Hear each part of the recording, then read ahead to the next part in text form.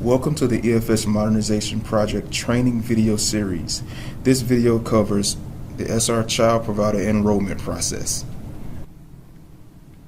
So now eligibility has been assigned for this child. We have a current authorization period of 12 months.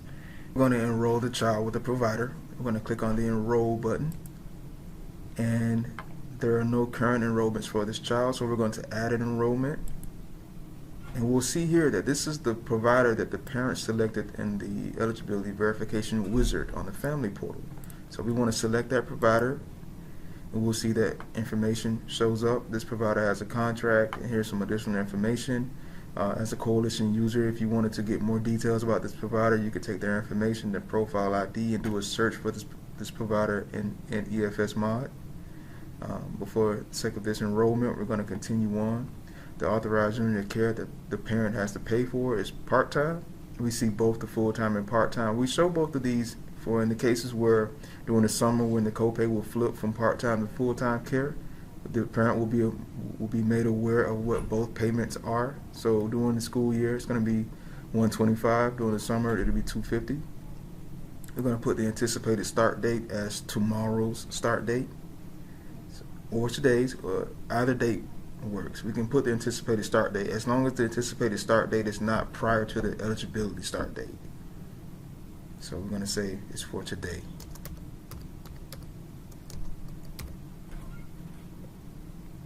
If this child was in school, a calendar will be required. So we're going to pick a school calendar. We're going to pick what the unit of care is supposed to be on days, on holidays and school breaks during the school year. This child will need part-time care on those days as well, and during the school year it's going to need part-time care.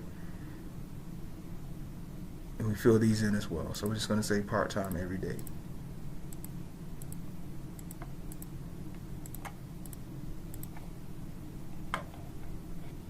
So we filled in a unit of care per day for this child, and we're going to say that the coalition is going to enroll this child on the provider's behalf. The coalition has an option. They can send this request, this enrollment request, to the provider by selecting this option. And what it does is it puts the request in the provider's enrollment queue. They have 5 days to review and accept or reject. If they don't accept or reject within 5 days, the request will be rejected for them back to the coalition, and the coalition will have to either reach out to that provider or request enrollment from a new provider. But for the sake of this testing, we're going to say that the coalition has already spoken to the provider. They've already confirmed that they have a slot available for this child, and the coalition is going to enroll this child on the provider's behalf. We're going to do that and hit save. And we see that we have an enrollment that is pending the family acceptance. What this means is that the family still has a part to complete. They're going to have to log back into the family portal and complete the terms and conditions and sign the payment certificate before the enrollment is complete. So right now, this provider has a slot that is being held for a child, but the enrollment is not finished until the parent agrees to the enrollment terms and to the copay amounts. We're going to add the functionality to this section that will allow the user to get back into this enrollment and make any edits to it. Right now, we're not able to make any edits. So once you hit save and you see this screen, you can't hit like an edit button or a view button to see all the details. For instance, like the school calendar that the child is assigned to, or the unit of care per day. But we're going to add buttons that will allow the user at any point to get back into this enrollment and make changes to it if changes are necessary. Next step will be for the family to log into the family portal and view the terms and conditions and sign the payment certificate. So I'm going to show you that now.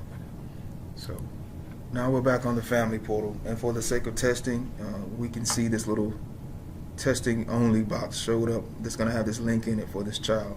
Once we get the family portal redesigned, this information will display on the child record, but for now it's going to show up here. This link is going to take us to the terms and conditions and payment certificate for this child, this specific child's enrollment, not for both children, just this one child. So we click the link,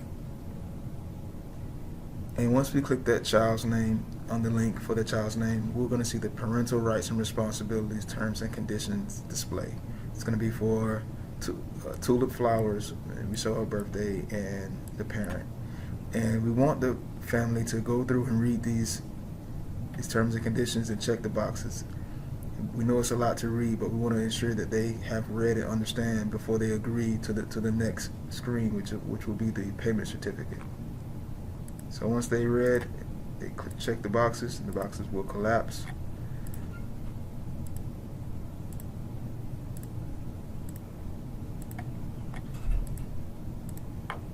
They can click accept. Once they accept the terms and conditions, the payment certificate is now visible. This payment certificate is going to be enhanced to show more information, like the unit of care per day, with both co-pays will be the full-time and part-time, and information that is not necessary, such as rates, will be removed from this view. It's going to be part-time daily or full-time daily, not part-time weekly or full-time weekly. So that's going to be fixed as well. And if you noticed any spelling errors in the terms and conditions or here on the payment certificate, just know that those have been identified and will be corrected as well. As a family, once they agree, they can check the box and they have to enter in their name,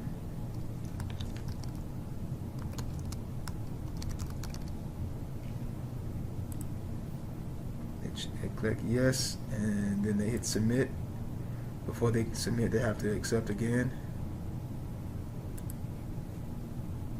And once they do that, their enrollment is done. They are now enrolled with this provider. They can begin attending under the SR funding, and they can now print this payment certificate if they need to. If not, they don't have to print it. It'll always be present there on their family portal account for this child.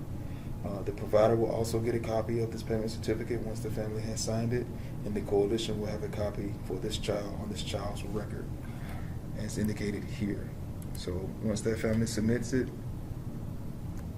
the coalition user can log back into this child's enrollment and view the payment certificate.